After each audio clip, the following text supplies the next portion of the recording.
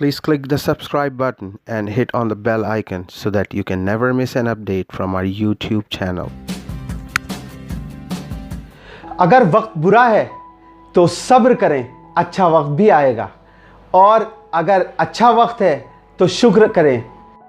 वक्त से पहले और किस्मत से ज़्यादा कभी किसी को कुछ नहीं मिलता।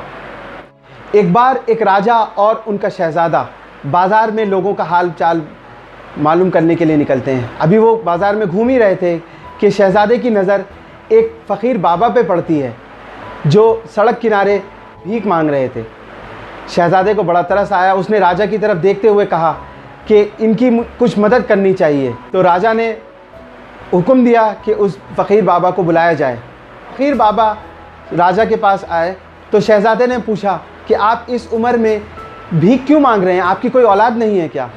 उस बाबा ने कहा कि मेरी कोई औलाद नहीं है, मेरी एक बीवी है जो वो भी बहुत बूढ़ी हो चुकी है और मैं कोई काम करने के लायक नहीं हूँ, इसलिए मैं भीख मांगता हूँ। तो शहज़ादे को बहुत तरस आया। उसने अपनी जेब से एक बेशकीमती हार उस बाबा को देते हुए कहा कि आज से आपकी सारी परेशानियाँ दूर हो जाएंगी, आप इस हार को बेचिए और आगे की ज़िंदगी बहुत अच्छे अंदाज में काटिए। बाबा खुश होकर अपने घर के लिए निकल गए, लेकिन उनकी किस्मत उस टाइम ख़राब चल रही थी, उनका वक्त बहुत बुरा चल रहा था। एक लुटेरा उनसे वो हार छीन लेता है और लेके भाग जाता है।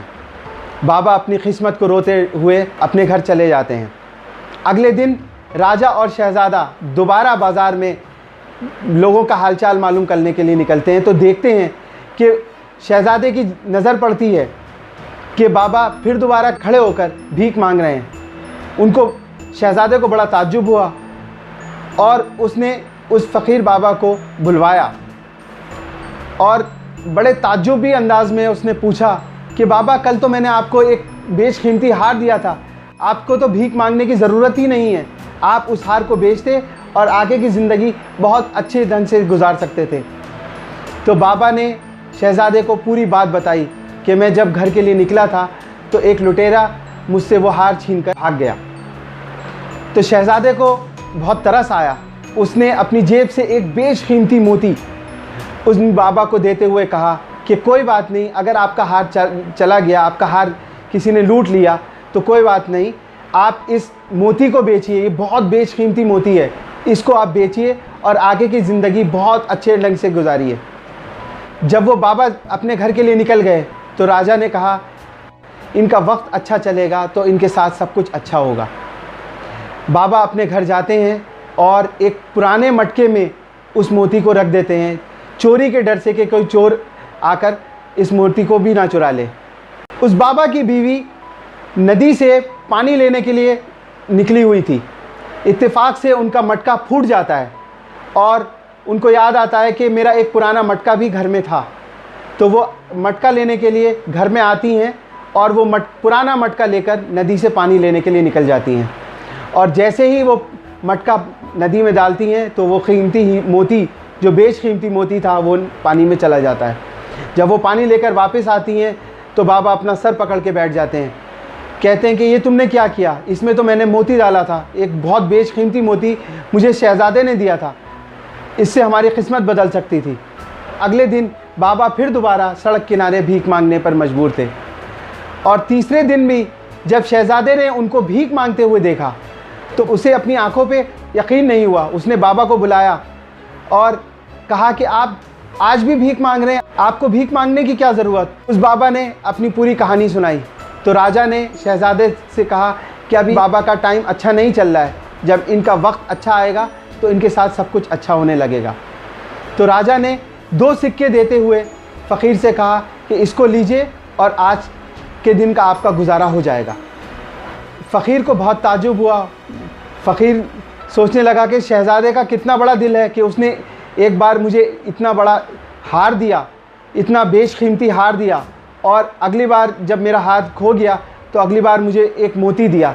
और इन राजा को देखो कि इतना छोटा दिल है, इन्होंने सिर्फ मुझे 2 सिक्के दिए।